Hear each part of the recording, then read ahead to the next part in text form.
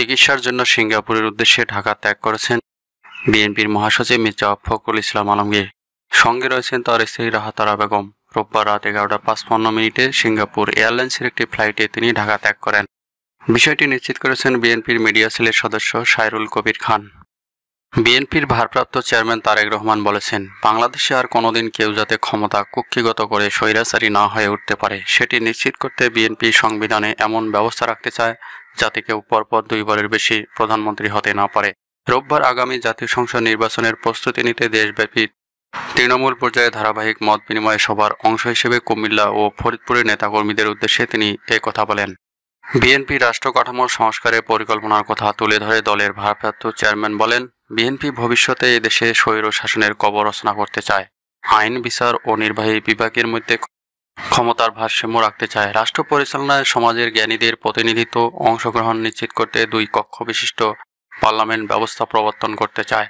তরুণ ও বেকারদের জন্য কর্মসংস্থান আর কর্মসংস্থান না হওয়া পর্যন্ত যোগ্যতা অনুযায়ী ভাতা প্রবর্তন করতে চায়। নিশ্চিত করতে চায় সর্বস্তরে নারীর অংশগ্রহণ। অন্তর্বর্তী সরকারের স্বরাষ্ট্র উপদেষ্টা লেফটেন্যান্ট জেনারেল অবসরপ্রাপ্ত মোহাম্মদ জাহাঙ্গীর আলম চৌধুরী বলেছেন, কোনো অভিযান পরিচালনার সময় আইন শৃঙ্খলা রক্ষাকারী বাহিনীকে নিজেদের পরিচয় দিয়ে গ্রেপ্তার করতে হবে। পরিচয় না দিয়ে কোনো অবস্থাতেই কাউকে গ্রেপ্তার করা যাবে না। রোববার রাতে স্বরাষ্ট্র মন্ত্রণালয়ের সিনিয়র তথ্য কর্মকর্তা ফয়সাল হাসান স্বাক্ষরিত এক বিজ্ঞপ্তিতে বিষয়টি নিশ্চিত করা হয়।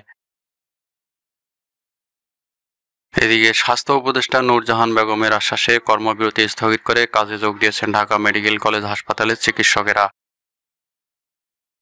রোববার সারাদিন পর রাত 8টার দিকে হাসপাতালে জরুরি বিভাগে চিকিৎসা সেবা দেওয়া শুরু করছেন তারা। এর আগে আন্দোলনকারী চিকিৎসকদের সঙ্গে বৈঠক করে হামলাকারীদের গ্রেপ্তার ও বিচার নিশ্চিত করা এবং কর্মস্থল নিরাপদ করতে যথাযথ ব্যবস্থা নেবেন বলে আস্থা দেন স্বাস্থ্য উপদেষ্টা। বৈঠক থেকে বেরিয়ে সন্ধ্যা 6টার দিকে তিনি বলেন, চিকিৎসকদের দাবি দেওয়া যত দ্রুত সম্ভব পূরণ করা হবে। এই সময় ঢাকা মেডিকেল কলেজ হাসপাতালের পরিচালক ব্রিগেডিয়ার জেনারেল মোহাম্মদ আসাদুজ্জামান বলেন, তারা জরুরি সেবা সহ কিছু সেবা এখনই চালু করবেন। আন্দোলনকারী চিকিৎসকরা বলেছিলেন, দাবি পূরণ না হওয়া পর্যন্ত তারা কর্মবিরতি অব্যাহত রাখবেন। এরপর বিষয়টি নিয়ে চিকিৎসকদের মধ্যে আলোচনা চলতে থাকে। রাত 8টার দিকে হাসপাতালে জরুরি বিভাগে চিকিৎসকেরা কাজে যোগ দেন।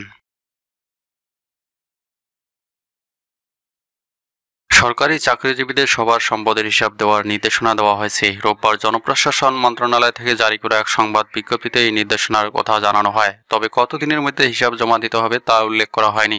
জনপ্রশাসন মন্ত্রণালয়ের সিনিয়র সচিব এই নির্দেশনা দিয়েছেন বলে জানিয়েছেন মন্ত্রণালয়ের সিনিয়র তথ্য কর্মকর্তা মোহাম্মদ জাকির হোসেন। এতে বলা হয়েছে, সকল সরকারি কর্মচারীকে সম্পদ বিবরণী দাখিল করতে নির্দেশ প্রদান করা হয়েছে। অন্তর্বর্তীকালীন সরকারের কাজে সন্তুষ্টির কথা জানিয়ে জাতীয় পার্টি চেয়ারম্যান জি.এম. কাদের বলেছেন, আমাদের দলের পক্ষ থেকে বর্তমান অন্তর্বর্তী সরকারকে কোনো টাইম ফ্রেম বেঁধে দেওয়া হবে না। প্রয়োজনীয় সংস্কার শেষে জনগণের ইচ্ছাকে প্রাধান্য দিয়ে তারা যেভাবে চাইবে সেভাবেই নির্বাচন অনুষ্ঠিত হবে। তিনি আরও বলেন, অতীতে গণতান্ত্রিক প্রক্রিয়া ব্যাহত হয়েছে। এক ব্যক্তির শাসনের নামে ফ্যাসিবাদের জন্ম দেওয়া হয়েছে, স্বৈরতন্ত্রের জন্ম দেওয়া হয়েছে। এর অবসান ঘটাতে হবে।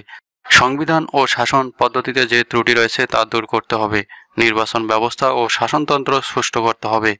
প্রশাসনকে দলীয়করণ মুক্ত করতে হবে। প্রতিটি হত্যাকাণ্ডের সুষ্ঠু বিচার করতে হবে।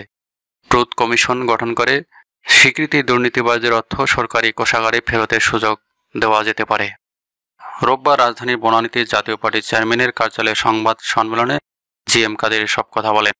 জি.এম. কাদের বলেন, বৈষম্য বিরোধী ছাত্র আন্দোলনে যারা শহীদ হয়েছেন তাদের পরিবারকে ক্ষতিপূরণ ও পুনর্বাসন করতে হবে। যারা আহত হয়েছেন তাদের সুচিকিৎসা নিশ্চিত করতে হবে এবং ভবিষ্যতে তারা যেন হারিয়ে না যায় সেজন্য রাষ্ট্রকে ব্যবস্থা নিতে হবে। এছাড়া জি.এম. কাদের আরও বলেন, সংবিধান সংশোধন করতে হবে, কারণ সংবিধানে এক ব্যক্তিকে যে ক্ষমতা দেওয়া হয়েছে তাতে দেশে স্বৈরশাসন সৃষ্টি হচ্ছে।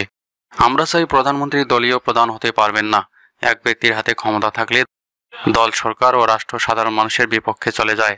এক ব্যক্তি বেশি দিন ক্ষমতায় থাকলে তার মধ্যে একনায়কতন্ত্র কায়েম করার চিন্তা আসে। তাই আমরা চাই কোনো ব্যক্তি যেন 2 বারের বেশি প্রধানমন্ত্রী হতে না পারেন। সাংবিধানিক প্রতিষ্ঠানগুলোয় রাষ্ট্রপতি একটি ব্যবস্থাপনার মধ্য দিয়ে নিয়োগ দেবেন। আমরা চাই রাষ্ট্রপতি তার জায়গা থেকে ক্ষমতা প্রয়োগ করবেন। এতে ক্ষমতার ভারসাম্য রক্ষা করার সুযোগ সৃষ্টি হবে। সাধারণ মানুষের ধারণা, নির্বাচিত সরকারের চেয়ে অনির্বাচিত সরকারে বেশি সুশাসন দিতে পারে। আমরা মনে করি দ্রুত আইন শৃঙ্খলা পরিস্থিতি স্বাভাবিক করতে হবে। পুলিশের ভয়ভীতি দূর করে তাদের মাধ্যমে মানুষের সার্বিক নিরাপত্তা নিশ্চিত করতে হবে।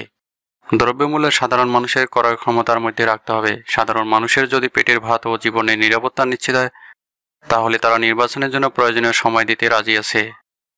সরকার যেভাবে চাইবে আমরা সংস্কারের জন্য সহায়তা দিতে প্রস্তুত।